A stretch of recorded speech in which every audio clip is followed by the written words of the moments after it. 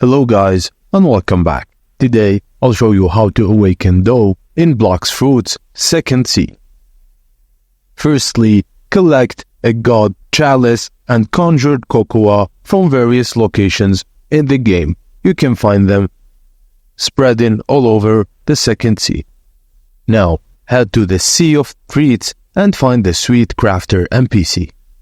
Now you need to exchange your god chalice and conjured cocoa for a cake chalice. Now all you have to do is visit the cake island and find the Drip Mama. Now follow Drip Mama's instructions to defeat 500 enemies, and once you've defeated the enemies, return to Drip Mama. A doorway to the Demon King will be open.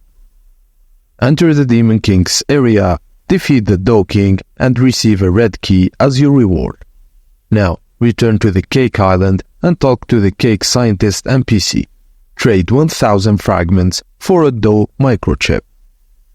Now complete the dough raid. Head to the Sea Landmark and complete the dough raid quest. Completing this will grant you 500 fragments, which you can use to unlock upgrades to your dough fruits. And that's it guys. Thank you for watching, and please don't forget to like and subscribe for more.